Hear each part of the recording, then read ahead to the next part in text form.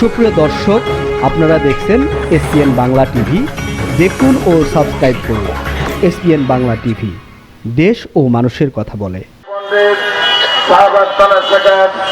আয়োজিত আজকের প্রতিবাদ সভার সম্মানিত নেতৃবৃন্দ, বিশেষ করে বাংলাদেশ ইসলামী ফ্রন্টের মাননীয় দপ্তর সম্পাদক মুফতি আব্দুল হাকিম ভাই, বিশেষ করে তরুণদের আইডল, সারা বিশ্বে যিনি ইসলাম প্রচারে ভূমিকা রেখেছেন, বাংলাদেশ সহ বিভিন্ন কান্ট্রিতে যিনি ইসলামী বক্তব্য রাখেন, বাংলাদেশ ইসলামী ফ্রন্টের মাননীয় সদস্য এবং আহলে সুন্নাত ওয়াল জামাতের প্রচার সচিব মৌলানা এনাম রেজা, বিশেষ করে বাংলাদেশ ইসলামী সমন্বয় পরিষদের সম্মানিত মহাসচিব এটিএম এরশাদ এবং সিনিয়র সহ সভাপতি আমাদের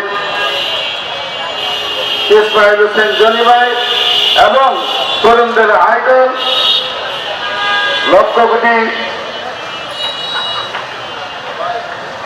সুন্নি জনতার ছাত্র সংগঠনের সারা বিশ্বের যিনি নেতৃত্ব দিচ্ছেন, বাংলাদেশ ইসলামী ছাত্র সেনার কেন্দ্রীয় সভাপতি আজাদ হোসেন, উপস্থিত আমার অন্যান্য নেতৃবৃন্দ, আসসালামু আলাইকুম ওয়া রাহমাতুল্লাহি ওয়া বারাকাতুহু।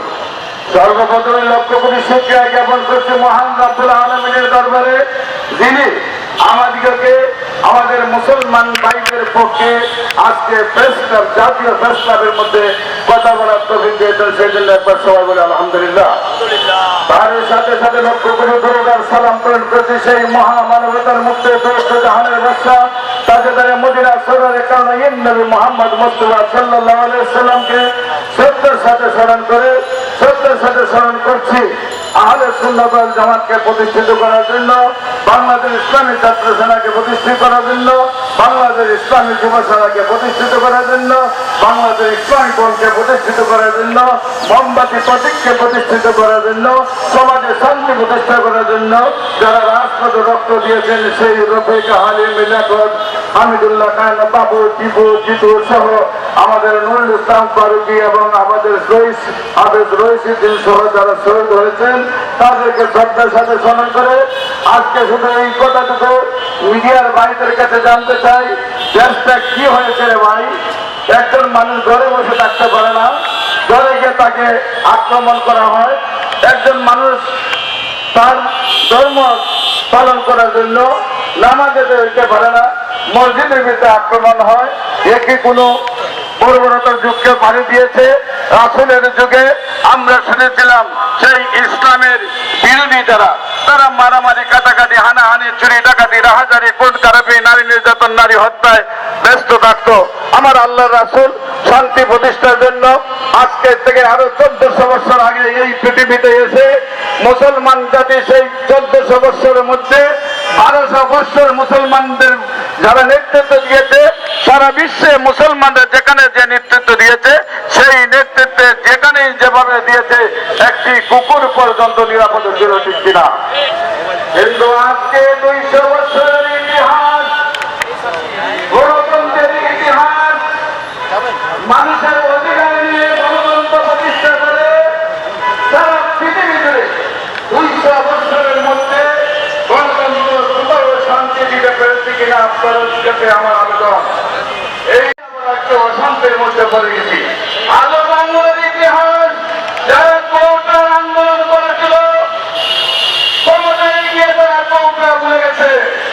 আজকে আরো বেশি করে কৌটায় নিয়োগ দেওয়া হচ্ছে।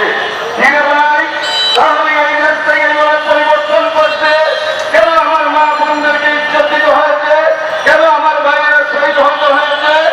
ভারতে শান্তি প্রতিষ্ঠার নামে বারবার বানিয়ে পুড়িয়ে বারবার মুসলমানদের উপরে আঘাত করা হচ্ছে, মসজিদের ভিতরে মানুষকে মারা হচ্ছে, বাসার মধ্যে মানুষকে মারা হচ্ছে, ঘর ঘর আগুন দিয়ে জ্বালাই দেওয়া হচ্ছে। কি ইতিহাস, কি ইতিহাস সৃষ্টি করছে গণতন্ত্র? আমরা বলতে চাই, মায়ের যখন দেওয়ালে পিঠ থেকে যায়, আবার সামনের দিকে আগে। তোমরা মনে করো না তোমাদের রাজত্ব আর থাকবে। যেমনি ভাবে সারা পৃথিবীতে শান্তির নাম নিয়ে গণতন্ত্র এসেছে,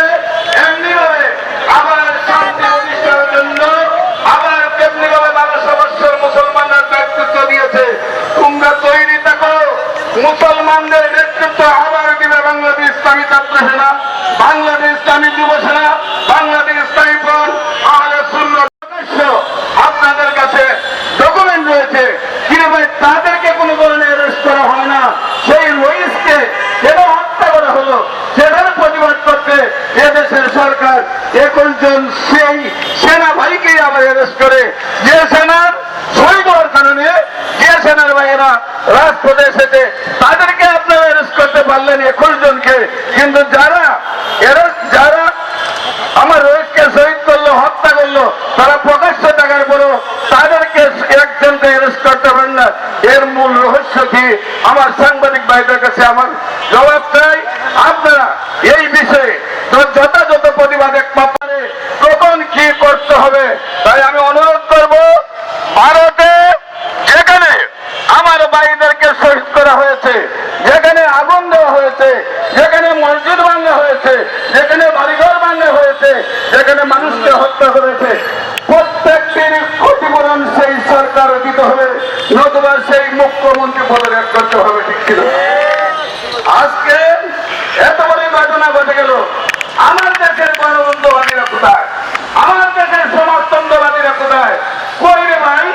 আপনারা তো একটা কুকুর যদি এই দেশের মধ্যে আপনাদের সমস্যা হয়, একটা কুকুরের পক্ষে আপনারা নেমে যান।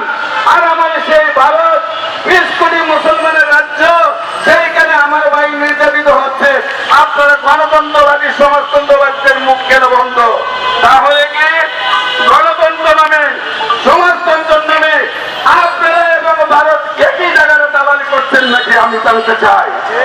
আমি বর্তমান সরকারকে বলবো, আপনারা ক্ষমতায় গিয়েছেন, আমরা এই জাতি কিছু শান্তি আশা করি, কিন্তু মাননীয় প্রধানমন্ত্রীর দপ্তরে আমি গিয়েছি, মাননীয় স্বরাষ্ট্রমন্ত্রীর দপ্তরে আমি গিয়েছি, মাননীয় প্রেসিডেন্টের দপ্তরে আমি গিয়েছি, রোহিত হত্যার বিচারের জন্য ওনাদের কাছে আলোচনা করেছি, স্মারকলিপি দিয়েছি, দাবি রেখেছি, প্রেসক্লাবে সমাবেশ করেছি।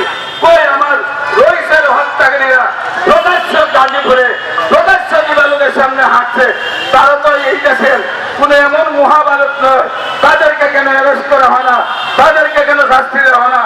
আপনার গণতন্ত্র নামে দেশ স্বাধীন হওয়ার পর হইতে এই পর্যন্ত আপনারা এই প্রমাণ করেছেন, বৎসরের 5,000 মানুষকে হত্যা করা হয়, 5টি হত্যারও বিচার করা হয় না। একটি মানুষের বিচারের জন্য যখন কোর্টে যায়, বাদী বিবাদী মারা যায়, কিন্তু বিচার আরো হয় না। বাদী বিবাদী মারা যাওয়ার পরেও বিচার চলমানই থাকে। এই দেশে কিভাবে শান্তি প্রতিষ্ঠা হবে? আল্লাহ রাসূল যেখানে বলেছেন, মানুষকে তিনি সরকার পর্যন্ত থাকবে, তিনি মানুষের অভিযোগ শোনার জন্য সঙ্গে সঙ্গে সাক্ষাৎ দিতে হবে, এবং অভিযোগের সমাধান সূর্য উদয়ে দিলে সূর্য অস্তের মধ্যে সমাধান হতে হবে, সূর্য অস্তের মধ্যে দিলে আবার সূর্য উদয়ের ভিতরে সমাধান দিতে হবে। ওই এই নীতি মানুষ ভুলে গিয়ে আজকে বিচার বিভাগে এমন অবস্থা হয়েছে, কোর্টে মামলা দিতে গেলে লাগে টাকা, আর সেই টাকা দিতে হয় মানুষ কোটি।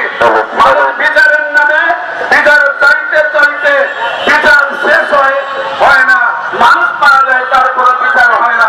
এই অবস্থাকে পরিবর্তন করার জন্য, ভারতের সেই সন্ত্রাস বন্ধ করার জন্য, বাংলাদেশের সেই সন্ত্রাস বন্ধ করার জন্য এদেশের সকল মানুষকে আহ্বান করব, আসুন ইসলামী ছাত্র সেনার পতাকা তলে সমবেত হন, ইসলামী যুব সেনার পতাকা তলে সমবেত হন, ইসলামী বন্ধের পতাকা তলে সমবেত হন, আহলে সুন্নাত ওয়াল জামাতের পতাকা তলে সমবেত হন। আপনাদের দ্বারাই এদেশে শান্তি প্রতিষ্ঠা হবে, আপনাদের দ্বারাই বিচার হবে। পরিশেষে মাননীয় প্রধানমন্ত্রী এবং বিভিন্ন রাজনৈতিক দলের নেতৃবৃন্দকে বলবো, বছরে আপনার ভারতের সেই আগ্রাসনের নিন্দা জানাবেন। এই আহ্বান রেখে মাননীয় সরকারকে বলবো, আন্তর্জাতিক আদালতে তার বিচার দায়ের করার জন্য, মামলা করার জন্য আবেদন জানিয়ে আজকে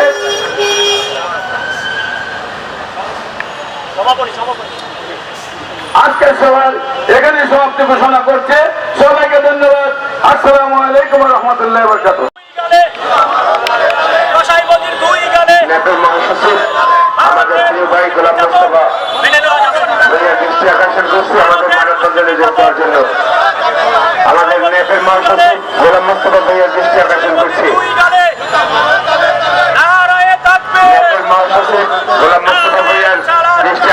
করছি আমাদের মানববন্ধনে সংযুক্ত হওয়ার জন্য।